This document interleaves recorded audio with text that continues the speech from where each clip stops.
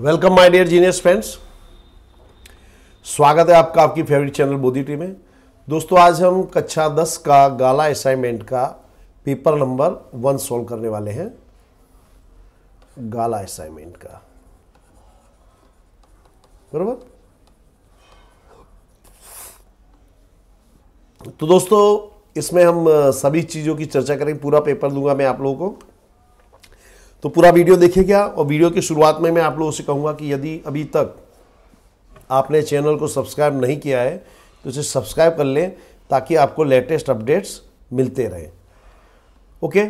और अपने दोस्तों के साथ इस चैनल को अवश्य शेयर करिएगा, क्योंकि ऐसा जो मटेरियल आपको किसी और चैनल पे नहीं मिलने वाला है। तो अब शुरुआत करते हैं सेक्शन ए से। जोड़े मिलाना है। प्राचीन भारत का प्रथम यंत्र वो था कुम्हार का चक्र। ये भारत का पहला यंत्र था जिससे मिट्टी के बर्तन बनाता था कुम्हार। भारवी ने कौन सी कृति लिखी? तो उत्तर रामचरितम। दूसरी कृति थी महावीर चरितम। उत्तर रामचरितम, महावीर चरितम, ये बहुभूति की कृतियां हैं। कोणार्क के सूर्य मंदिर को काला पेगोड़ा कहते हैं। ये जो कोणार्क का सूर्य मंदिर जो है, ये काले पत्थर से बनाया गया है। इसे कोणार्क का, इसलिए इसे कोणार्क काला पेगोड़ा कहते हैं। राष्ट्रीय मानव संग्रहालय कहाँ है? भोपाल में। सबसे ज्यादा ऊनी कपड़ों की मिल कहाँ है? तो पंजाब में, बराबर। अब सही गलत के निशान लगाने। नेग्रिटो अथवा निग्रो प्रजा भारत की सबसे प्राचीन निवासी प्रजा है। सही बात है। भारत की सबसे प्राचीन निवासी प्रजा जो है वो है निग्रो। खजुराहो के मंदिर में 64 योगिनी का मंदिर मुख्य है। सही बात है, बराबर। खजुराहो के जो मंदिर थे ये चंदेल राजपूत राजाओं ने बनवाए थे।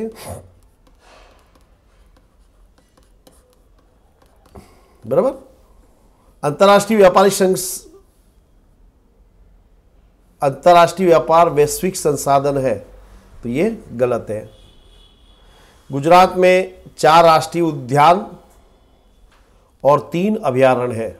उद्यानों के 23, तो ये गलत है।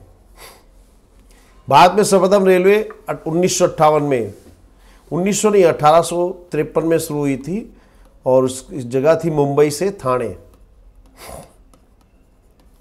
बराबर। 1853 में रेलवे की शुरुआत हुई थी भारत में। खाली जगह भरनी है। मोहेदोजो का मतलब होता है मुर्दों का टीला, मृतकों का टीला। जल एक मर्यादित साधन है। जो जल है इसका सोर्स जो है, इसकी मात्रा लिमिटेड है, इसलिए इसको एक मर्यादित साधन कहते हैं। रेलवे मार्ग में विश्व में भारत का द्वितीय स्थान है, बराबर। विकासशील देशों में द्विमुखी अर्थतंत्र पाया जाता है। जैसे भारत है और पाकिस्तान जैसे जो देश है उनमें इन्हें विकासशील देश कहते हैं। इनमें द्विमुखी अर्थतंत्र। द्विमुखी यानी यहाँ पे देखिए, भारत देश जैसे देश में क्या होता है कि बाजारवादी पद्धति भी पाई जाती है, इसके साथ समाजवादी पद्धति, यानी बहुत से जो उद्योग है सरकार चलाती है, बहुत जिसमें कोई प्राइवेट सेक्टर नहीं आ सकता है, और बहुत से उद्योग जो है प्राइवेट सेक्टर वाले चलाते हैं। तो इसको बोलते हैं हम द्विमुखी अर्थतंत्र। इसी सन 1991 में नई औद्योगिक नीति अमल में आई थी। 1991 में। विकल्प लिखना है। पृष्ठीय जल का मुख्य स्रोत क्या है? तो नदियां। भारत में भाव वृद्धि होने वाली है, ऐसी परिस्थिति में लोग क्या करते हैं? संग्रहखोरी, बराबर। जैसे मान लीजिए कि अगर अफवाह फैला दी जाए कि भारत देश के लोग ऐसे हैं कि नमक का भाव बढ़ने वाला, तो लोग नमक तक इकट्ठा करके रख लेते हैं। तो उसको बोलते हैं संग्रहखोरी। संग्रहखोरी यानी आवश्यकता से अधिक खरीद करके रख लेना। एक महिला अकेले जा रही है, बहुत से असामाजिक तत्व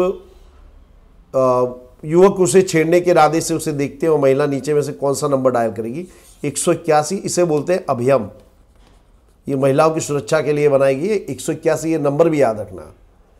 कौन सी समस्या वैश्विक है? आतंकवाद। आतंकवाद एक वैश्विक समस्या है।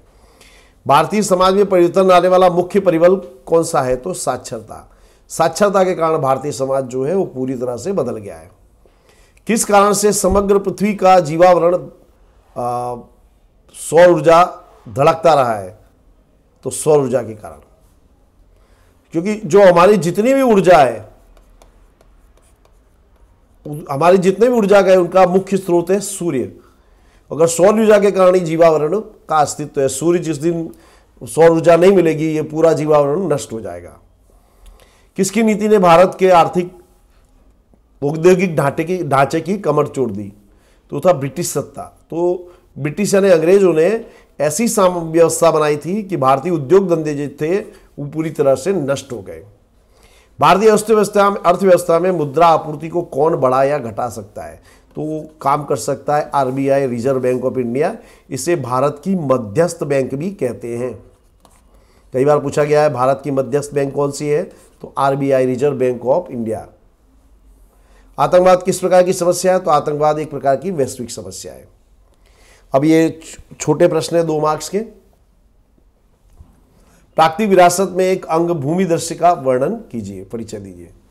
तो भूमि आकारों द्वारा अनेक भूमि दृश्य सर्जित होते हैं, जैसे हिमालय में अनेक प्रकार की उपयोगी वनस्पतियां, खनिज, पशु पक्षी, शिखर बर्फ से ढके होते हैं। 12 महीने वाली नदियां और वन उपयोगी होते हैं। हिमालय पर अमरनाथ, बद्रीनाथ, केदारनाथ जैसे धार्मिक स्थल हैं। याद रखना हिमालय में आए हुए यात्रा धाम कौन कौन से? तो अमरनाथ, बद्रीनाथ, केदारनाथ और नंदा देवी जैसे शिखर हिमालय पर स्थित है। आर्यों का सांस्कृतिक परिचय दीजिए। भारत में आर्य सभ्यता के निर्माता आर्य नॉर्डिक थे।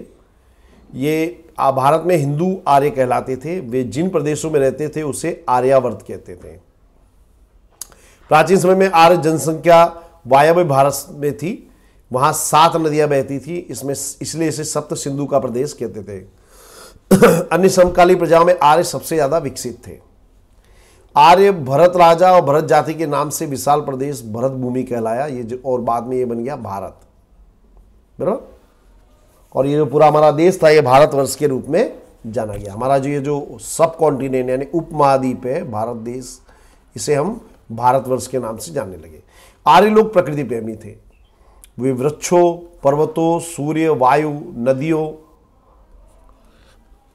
वर्षा आदि की पूजा आराधना करते थे और इनके लिए उन्होंने स्तुतियां यानी कि ऋचाओं की रचना की थी। आर्यों ने वेद पठन प्रचलित किया, धार्मिक विधियां, यज्ञादियों की शुरुआत किया। आर्यों ने ही वेद की परंपरा चालू की, धार्मिक विधियों की शुरुआत की, यज्ञ वगैरह जो होते हैं उसकी शुरुआत करने वाले आर्य थे।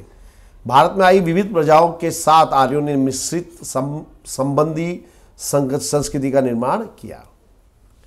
अगला है आदिदेव नटराज का परिचय दीजिए।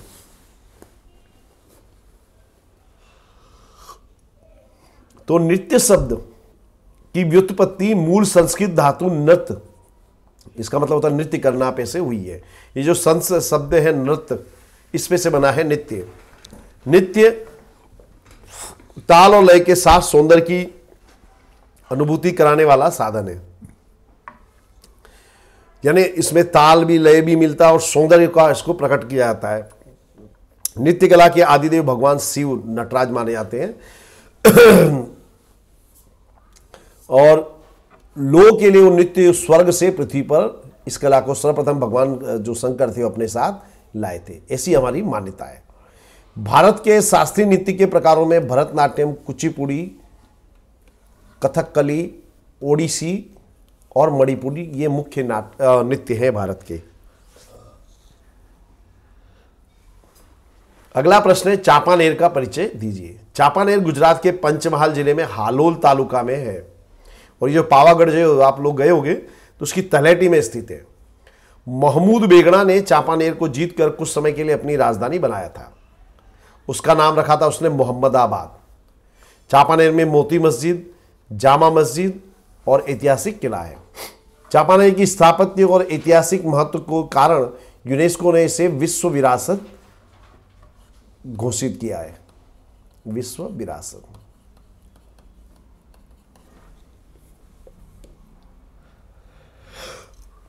हमारी विरासत को लोग किस किस तरह से नुकसान पहुंचाते हैं?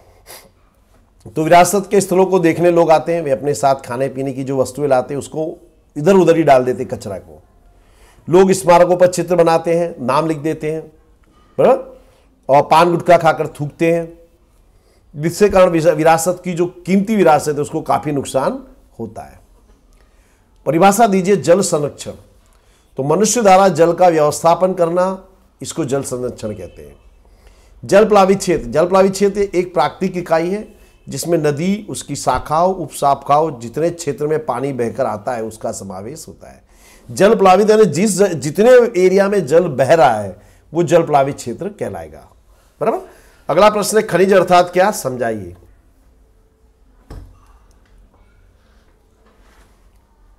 प्राकृतिक अकार्बनिक क्रियाओं से तैयार मिश्रित रासायनिक संरचना वाले पदार्थों को खनिज कहते हैं। अकार्बनिक प्रक्रिया यानी जिसमें कार्बनिक प्रक्रिया का समावेश ना हो, यानी सजीवों का समावेश ना हो। बराबर। खनिज पृथ्वी के गर्भ में अनंत काल से चली आ रही अजैविक क्रियाओं का परिणाम है। पृथ्वी की चट्टानों में अजैविक प्रक्रियाओं के कारण बने निश्चित रासायनिक समान गुणी संरचना विशिष्ट अणुरचना वाले ठोस, प्रवाही या वायु स्वरूप के पदार्थों को खनिज कहते हैं। यानी खनिज जो है ठोस, द्रव, गैस तीनों अवस्था में पाए जाते हैं। इसके ठोस स्वरूप में क्या क्या आता है, लोहा, मैंगनीज, सोना, चांदी वगैरह वगैरह। और द्रव स्वरूप में आता है पारा है, पेट्रोलियम है। वायु स्वरूप में प्राकृतिक गैस इसके अंतर्गत आती है।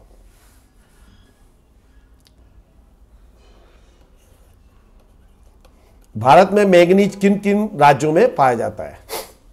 तो भारत में मैंगनीज उड़ीसा, कर्नाटक, मध्य प्रदेश, महाराष्ट्र और गोवा में पाया जाता है। इसके अलावा आंध्र प्रदेश, झारखंड, राजस्थान, गुजरात में भी मैंगनीज मिलता है।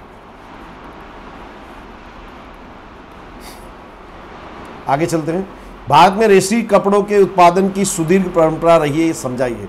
पहले इसका मतलब समझिए, यानी कि पुराने समय से हम रेशम का उत्पादन करते आए भारत देश वाले। तो भारत में रेशमी कपड़ों के उत्पादन की सुदीर्घ परंपरा रही है। चीन के बाद भारत रेशम उत्पादन में करने वाला दूसरे क्रम का देश है। भारत में 4 प्रकार के रेशम होते हैं, सहतूती, बराबर, इरी, टसर और मूंगा। बराबर। वर्तमान समय में भारत में 300 जितनी रेशम कपड़ा बुनाई की मिलें हैं। 300 याद रखना है। रेशमी वस्तुओं की निर्यात यूरोप, अफ्रीका, मध्य पूर्व के देशों में बड़े पैमाने पर की जाती है। अंतर्राष्ट्रीय व्यापार में भारतीय रेशम को चीन की रेशम की तीव्र स्पर्धा का सामना करना पड़ता है।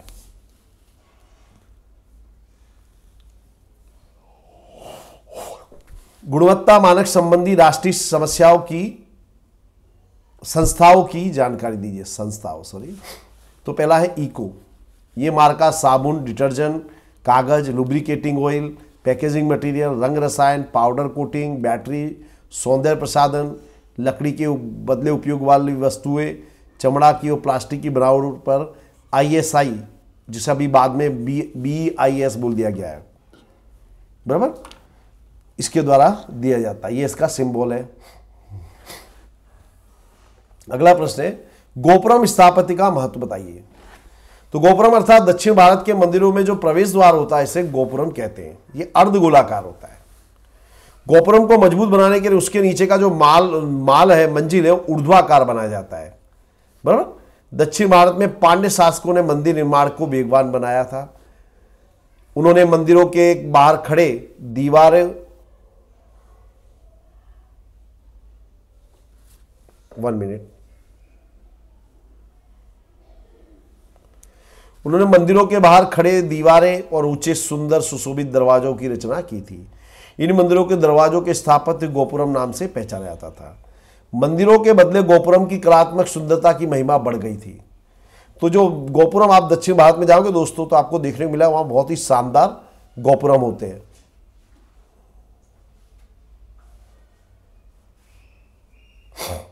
कांची और मदुरई के मंदिरों के गोपुरम दूर से देखकर आज भी कला प्रेमी मंत्रमुग्ध। आप उसमें जो मदुरई का जो गोपुरम है तो बहुत ही अद्भुत है दोस्तों। ये अलग अलग रंग से इसको जो रंग सजाया गया बहुत ही अद्भुत है। तांजोर में बृहदेश्वर मंदिर का 13 मंजिल का गोपुरम है। मदुरई मंदिर के मुख्य 4 गोपुरम स्थापत्य की दृष्टि से सर्वश्रेष्ठ माना जाता है। अगला प्रश्न है आर्थिक वृद्धि और आर्थिक विकास के बीच का अंतर समझाइए। तो सामान्य रूप से आर्थिक वृद्धि और आर्थिक विकास से अंतर निम्नानुसार है। विकास की प्रक्रिया के आधार पर पहला इस पे होता है आर्थिक विकास गुणात्मक और आर्थिक वृद्धि परिणात्मक है। ये लक्षण याद रखिएगा। आर्थिक विकास प्रथम अवस्था है जबकि आर्थिक वृद्धि आर्थिक विकास के बाद वाली अवस्था है। अर्थतंत्र में होने वाले परिवर्तनों के आधार पर दूसरी पद्धति है अर्थतंत्र में होने वाले नए संशोधनों के आधार पर उत्पादन में वृद्धि आर्थिक विकास है।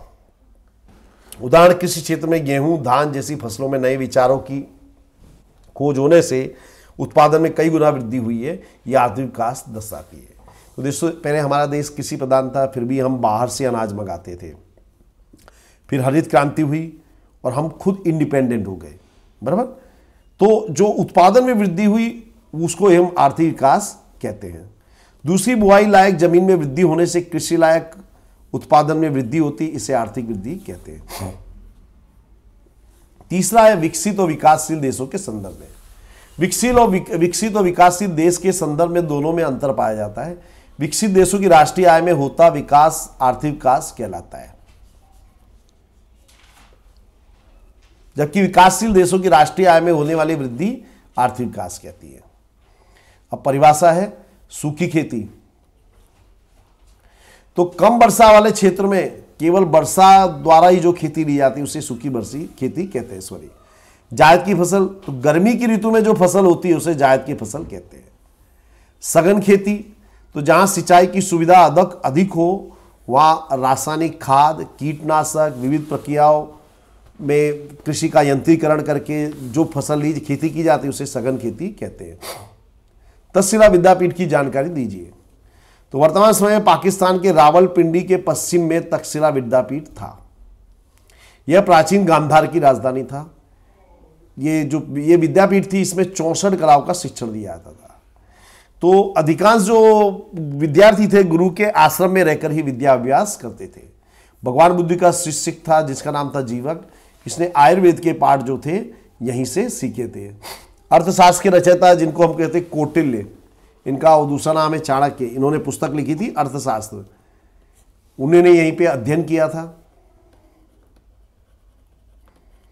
दंत कथा के अनुसार रघुकुल में, यानी भगवान राम के जो भाई थे भरत, उनके पुत्र का नाम था तक्ष, इस पे से इसका नाम पड़ा तक्षशिला।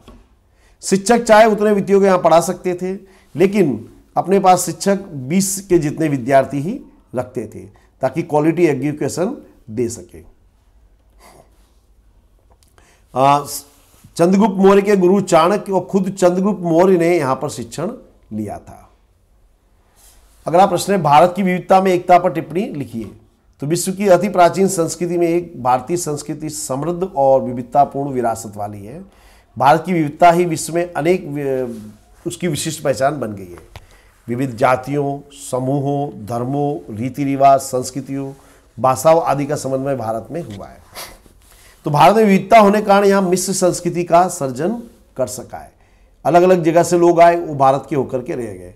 भारत ने वसुधैव कुटुंबकम की भावना को विश्व में साकार किया। आज विश्व एक विशाल परिवार है। यह भावना भारत में वेदकाल से प्रचलित रही है। हमें चारों ओर से अच्छे और शुभ विचार प्राप्त हो, ये ऋग्वेद का संदेश भारतीय संस्कृति ने ही फैलाया था। भारत ने धार्मिक सहिष्णुता का प्रचार विश्व में किया। भारत एक बिन सांप्रदायिक देश है। बिन सांप्रदायिक देश यानी हमारे देश में सभी धर्म समान रूप से हैं, सबको समान दर्जा मिलता है। धर्म की दृष्टि से भारत संसार के प्रमुख धर्मों के सम्मिश्रण की भूमि है। भारत में हिंदू, बौद्ध, जैन, पारसी, इस्लाम, ईसाई सभी धर्मों के लोग जो हैं एक साथ रहते हैं। संपोषित विकास अथवा स्थायी विकास समझाइए। तो भावी पीढ़ी की आवश्यकताओं को पूरी करने की क्षमता को नुकसान पहुंचाए बिना वर्तमान पीढ़ी की आवश्यकता संतुष्ट करना, इस प्रकार के स्थायी विकास में पर्यावरणीय संसाधनों की स्थायी सुरक्षा पर बल दिया है। यानी अब ऐसे विकास की हम लोग एक्सपेक्टेशन कर रहे हैं जिससे पर्यावरण को कोई नुकसान ना हो। मानव सृष्टि के आसपास प्राकृतिक और मानव सर्जित आवरण अर्थात पर्यावरण पर पड़े गंभीर प्रभाव के कारण ये विचार जो है उद्भव हुआ। देखिए, लैंग्वेज थोड़ी वो है तो उसका आप ऐसे रख सकते हैं कि मनुष्य की विभिन्न प्रवृत्तियों के कारण पर्यावरण को जो हानि पहुंची है उसके कारण ये स्थायी विकास का जो विचार है ये आया है। वर्तमान पीढ़ी जो सुविधाएं भोग रही हैं वे सुविधाएं शायद भविष्य की पीढ़ी को प्राप्त ना हो, ऐसा भय उत्पन्न हो रहा है। जैसे भी बताओ, जैसे पेट्रोलियम है, कुछ समय बाद पेट्रोलियम खलास हो जाएगा, बहुत से जो संसाधन है हमारे खलास हो जाएंगे। तो ये यानी भविष्य की जो पीढ़ी है उसको बहुत सी चीज़ें नहीं मिलेगी। आर्थिक विकास के कारण प्राकृतिक संसाधनों का अनुपात घटता है। ऐसी परिस्थिति में विकास के विचार में परिवर्तन अनिवार्य है। आज विकास और उसके कारण पर्यावरण पर पड़ते प्रभाव का अध्ययन स्थायी विकास के विचार को तहत किया जा रहा है। सेक्शन डी है वैदिक विद्या और शैल चिकित्सा पर प्राचीन भारत में महत्व समझाइए। तो दोस्तों बहुत ही इंपॉर्टेंट है, इसको आप लिख लेना, ये प्रश्न के चांसेस इस बार ज़्यादा हैं। तो प्राचीन समय में भारत ने वैदिक विद्या और शैल चिकित्सा के क्षेत्र में अभूतपूर्व सिद्धि प्राप्त की। भारतीय वैदिक विद्या के महान प्रणेता चरक और महर्षि सुश्रुत और वाघभट्ट ने अपने संशोधनों से वैदिक विद्या को उच्च शिखरों तक पहुंचाया था। तो अब देखते हैं, महर्षि चरक ने चरक संहिता ग्रंथ लिखा जिसमें 2000 से अधिक वनस्पतियों का वर्णन किया है जिनका हम औषधि के रूप में उपयोग कर सकते हैं। बराबर। महर्षि सुश्रुत ने लिखी थी सुश्रुत संहिता जिसमें शैल चिकित्सा यानी ऑपरेशन सर्जरी का उल्लेख किया गया है। उन्होंने ऐसे धारदार साधनों का उल्लेख किया है जो बाल को खड़ा चीर सकते थे। वाघभट्ट संहिता का महत्वपूर्ण वैदिक विद्या का ग्रंथ है। प्रत्येक वेद के लिए सुश्रुत संहिता, चरक संहिता, वाघभट्ट संहिता का अध्ययन करना अनिवार्य है। प्राचीन भारत में हिंदुओं के औषध शास्त्र में खनिज, वनस्पति, प्राणियों की औषधि का विशाल संग्रह देखने को मिलता है। दवाइयां बनाने की बारीक विधियों का, दवाओं का वर्गीकरण, दवाओं के उपयोग की सूचना दी गई है। इसमें बताया जाता है कि दवा कौन सी किस तरह से लेनी है। शैल चिकित्सा करने के लिए प्याले के आकार का पट्टा बांधकर रक्त का जो परिभ्रमण था उसे रोका जाता था। यानी ऑपरेशन करने से पहले प्याले आकार का पट्टा बांध देते थे जिससे ब्लड सर्कुलेशन बंद हो जाता था, फिर उसके बाद ऑपरेशन किया जाता था। पेड़ू, मूत्राशय, सारगांठ, मोतिया, पथरी, हरस, टूटी हुई हड्डियां जोड़ने, शरीर में घुस गए पदार्थों को बाहर निकालने की सभी बातों में भारतीय निपुण थे। बराबर। पेड़ू, मूत्राशय का ऑपरेशन तो होता ही था, कोई चीज़ कांटा वगैरह कुछ लग गई हो तो उसको निकालने में भी भारतीय जो थे वो एक्सपर्ट थे। टूटे हुए नाक कान के उपचार, प्लास्टिक सर्जरी भी भारत देश में होती थी। मृत शरीर की चीर फाड़ और मोम के पुतलों द्वारा प्रत्यक्ष जो ज्ञान था विद्यार्थियों को दिया जाता था। यानी डेड बॉडी होती थी उसके ऊपर ऑपरेशन करना सिखाया जाता था और कई बार मोम के पुतलों के द्वारा शरीर की जो संरचना है उसका ज्ञान दिया जाता था। ये बालकों तथा स्त्री रोगों के विशेषज्ञ थे, एक्सपर्ट थे आज की तरह। यानी आज का जो मेडिकल साइंस है ठीक उस तरह का या उससे भी बेहतर हम कह सकते हैं। रोग के कारण उनका निदान, रोग मिटाने के बाद परहेज भी करवाते थे। प्राचीन भारत का खगोल शास्त्र, शास्त्रों में सबसे प्राचीन है खगोल शास्त्र। खगोल शास्त्र से जुड़े अनेक ग्रंथ भारत में लिखे गए। इन सभी ग्रंथों का प्राचीन विद्यापीठ में व्यवस्थित और गहन अध्ययन करवाया जाता था। ग्रहों और उनकी गति, नक्षत्रों तथा अन्य आकाशीय पदार्थों से गणना करके खगोल और ज्योतिष शास्त्र का विकास किया गया। ग्रह की जो गति है उसका मनुष्य के जीवन पे क्या प्रभाव पड़ेगा, ग्रहों की गति को जो अध्ययन करते हो खगोल, और उसका क्या प्रभाव पड़ेगा वो ज्योतिष शास्त्र कहलाता है। ग्रहों के फल से ज्योतिष फलित हुआ, जिसके नाम पर भारत का प्रथम उपग्रह आर्यभट्ट रखा गया था। वो आर्यभट्ट खगोल के शास्त्र के बहुत बड़े विद्वान थे। हमने जो पहला सैटेलाइट छोड़ा उसका नाम रखा आर्यभट्ट, और ये हमने नाम दिया था आर्यभट्ट के नाम से। उन्होंने गणित शास्त्र और खगोल शास्त्र में बहुत ही महत्वपूर्ण योगदान दिया था। इन्हीं आर्यभट्ट ने बताया कि पृथ्वी अपनी धुरी पर घूमती है और चंद्र ग्रहण का वास्तविक कारण पृथ्वी की परछाई है। उन्हें विद्वान अजरमर के नाम से संबोधित करते हैं। ब्रह्मगुप्त ने ब्रह्म सिद्धांत ग्रंथ में गुरुत्वाकर्षण के बारे में बताया था। जैसे हम लोग पढ़ते हैं कि गुरुत्वाकर्षण के सिद्धांतों की खोज न्यूटन ने की थी, लेकिन एक्चुअली खोज की थी ब्रह्मगुप्त ने। भारत की गेहूं की फसल का सविस्तार से वर्णन कीजिए। तो धान के बाद गेहूं दूसरी महत्वपूर्ण फसल है। भारत की 1/3 कृषि भूमि पर गेहूं की खेती की जाती है। भारत के उत्तर पश्चिम भाग के लोगों की मुख्य खुराक है गेहूं। ये समशीतोष्ण कटिबंधीय रवि की फसल, रवि यानी जो ठंडी में ली जाती है। इसके लिए जमीन कैसी होनी चाहिए? कालू, उपजाऊ, दोमट और 75 सेंटीमीटर जितनी बारिश होनी चाहिए या उससे अधिक, और इसके लिए 100 सेंटीमीटर अनुकूल रहती है। तो हरियाली क्रांति जो आई थी, ग्रीन रेवोल्यूशन, उसके बाद गेहूं का उत्पादन है लगभग दुगना हो गया है। गेहूं की खेती कहाँ मुख्य रूप से होती है? पंजाब, हरियाणा, पश्चिम उत्तर प्रदेश, और देश के 2/3 गेहूं का उत्पादन इन राज्यों में होता है। इन राज्यों से सिंचाई की सुविधा होने से प्रति हेक्टेयर उत्पादन अधिक होता है। ये जो ऊपर राज्य बताया गया पंजाब, हरियाणा, पश्चिमी उत्तर प्रदेश, यहाँ सिंचाई की अच्छी सुविधा है।